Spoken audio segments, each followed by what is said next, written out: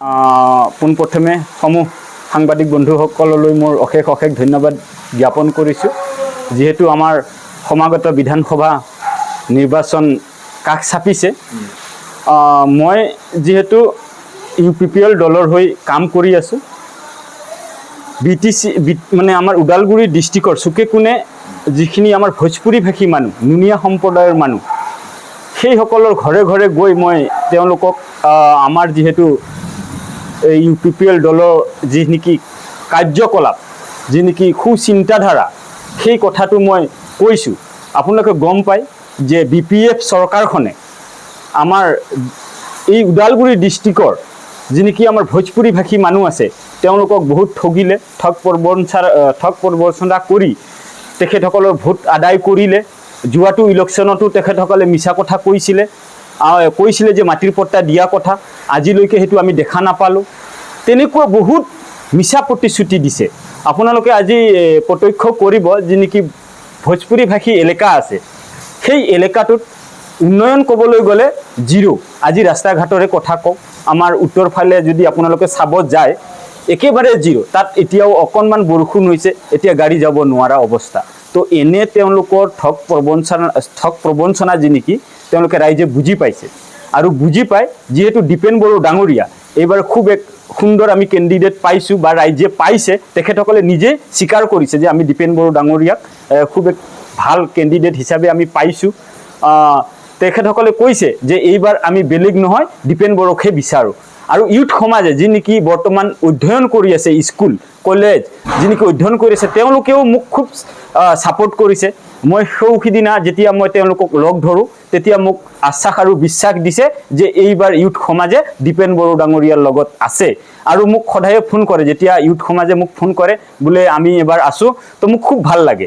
আমি এইবাৰ যিহেতু দীপেন বড়ো ডাঙৰীয়াৰ হৈ কাম কৰিছোঁ, এই BTR অঞ্চলত ভোজপুৰী ভাষী মানুহে যে UPPLক বিচাৰিছে, বিগত ইলেকশ্যনত কিন্তু ঠগ প্ৰবঞ্চনাৰ যি নেকি জাল পেলাইছিলে, আৰু আমাৰ ৰাইজে তাত মানে ভুল গৈছিলে সেই ঠগ প্ৰবঞ্চনাত। আৰু এতিয়া সেই ঠগ প্ৰবঞ্চনা যি নেকি আছিলে বুজি পোৱাৰ পিছত কিন্তু এইবাৰ একেবাৰে কৈছে যে আমি যি ভুল কৰিলোঁ, এতিয়া কৰিব নিবিচাৰোঁ, এতিয়া আমি এখন নতুন চৰকাৰ বিচাৰোঁ, আমি ট্ৰেক্টৰৰ যি নেকি UPPL চৰকাৰ, সেই চৰকাৰক বিচাৰোঁ। তো মোক খুব ভাল লাগিছে। মই যেতিয়া আমাৰ এই ওদালগুৰি ডিষ্ট্ৰিক্টৰ চুকে কোণে গৈছিলোঁ, সিদিনা আমি আমজুলিত মই গৈছিলোঁ, তাত আই মাতৃসকলৰ লগত মই কথা পাতিছোঁ, আৰু কথা পাতি ইমান মানে দুখ লাগিছে যে তেওঁলোকৰ যি নেকি বেদনা মোক একদম খুব সুন্দৰকৈ খুলি কৈছে। মই যেতিয়া দেখা পাইছোঁ তেওঁলোকে একদম পানীৰ যি নেকি সমস্যা, কলহ লৈ একেবাৰে এই ক'ত SSB কেম্প তাতে গৈছে আনিব পানী। ইমান কষ্ট মানে যি নেকি উন্নয়ন মন্ত্ৰী আমাৰ ৰিহন দৈমাৰী ডাঙৰীয়া, জল বিভাগৰ যি নেকি আমাৰ মন্ত্ৰী আছিলে, তো তেওঁ সেই সমস্যাটো তাত সমাধান নকৰাৰ ফলত আজি ৰাইজে ভুগিব লগা হৈছে। তো এনেকুৱা সমস্যাবিলাক আছে, ভোজপুৰী ভাষী যি নেকি সমস্যা আছে, চিৰস্থায়ী যি নেকি সমস্যা, যেনে ধৰক ৰাস্তা ঘাট, কৃষ্টি সংস্কৃতিৰ যি নেকি সমস্যা, বিশেষকৈ ভোজপুৰী ভাষী ছাত্ৰ ছাত্ৰীৰ যি নেকি পঢ়াৰ সমস্যা, এইখিনি সমস্যা, আৰু যি নেকি আমাৰ চিৰস্থায়ী সমস্যা আছে, মঠ মন্দিৰ, এইবিলাক সমস্যা তেওঁলোকে সমাধান নকৰিলে, যাৰ ফলত আজি ৰাইজে স্বতঃস্ফূৰ্তভাৱে ওলাই আহি UPPL চৰকাৰক সমৰ্থন জনাইছে।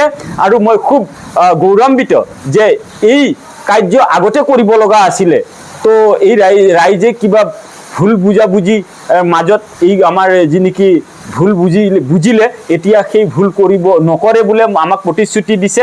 আমি খুব ভাল লাগিছে। সিদিনা মই যেতিয়া দীপেন বড়ো ডাঙৰীয়াৰ লগত আমাৰ উত্তৰ বৰপুখুৰী গাঁৱত মিটিং কৰিছোঁ, আমাৰ ভোজপুৰী ভাষী মানুহ একদম স্বতঃস্ফূৰ্তভাৱে ওলাই আহি তেওঁলোকে একে আষাৰে কৈছে যে আমি এবাৰ দীপেন বড়ো ডাঙৰীয়াক সিলেক্ট কৰিম, আমাৰ ৰাস্তা ঘাটৰ সমস্যা যি নেকি আছে সেইখিনি সমাধান কৰিব লাগিব। তেতিয়া দীপেন বড়ো ডাঙৰীয়াই ক'লে যে আপোনালোকে নিশ্চিন্ত থাকক, মই জিকি অহাৰ পিছত আপোনালোকৰ সমস্যা ইমান দিনে 17 বছৰৰ সমস্যা মই সমাধান কৰিম। গতিকে এই কথা তেখেতে নিজে মুখেৰে ক'লে, তো খুব ৰাইজে ভাল পাইছে। আৰু এই কথা নিশ্চয় দীপেন বড়ো ডাঙৰীয়াই কৰিব।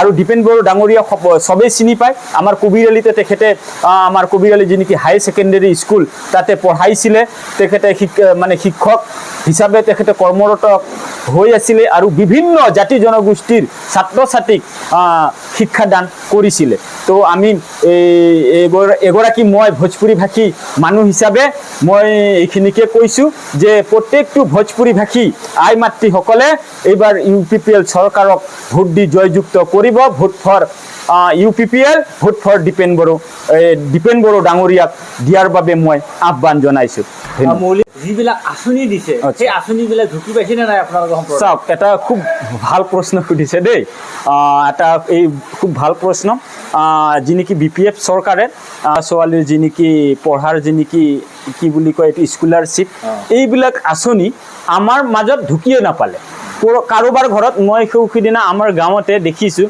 কাৰোবাৰ মাতৃ বৌ আৰু নিজৰ ঘৰতে ধৰক 6-7জন মান যি নেকি IBS আঁচনি এই IBS আঁচনিটো তেওঁলোকৰ ঘৰৰ পৰিয়ালৰ মাজতে ভগাই লৈছে 6-7জনে একেলগে এই ভগাই লৈছে আৰু আমাৰ সৰ্বসাধাৰণ ৰাইজৰ মাজত কিন্তু এই আঁচনিটো ঢুকি নাপালে তো তেওঁলোকৰ এই BPFৰ এই নেকি চিন্তাধাৰা ব্যক্তি নিজৰ মাজতে ভগাই লোৱা আৰু ৰাইজকনো কি চিন্তা কৰিব এনে BPFৰ নীতিয়ে আমি যি নেকি ৰাইজৰ উন্নয়ন হ'ব লগা আছিলে এনে তেওঁলোকৰ নীতিয়ে ৰাইজৰ উন্নয়ন কেতিয়াও হ'ব নিদিয়ে আৰু ছাত্ৰ সমাজে কেতিয়াও আগবাঢ়িব নোৱাৰে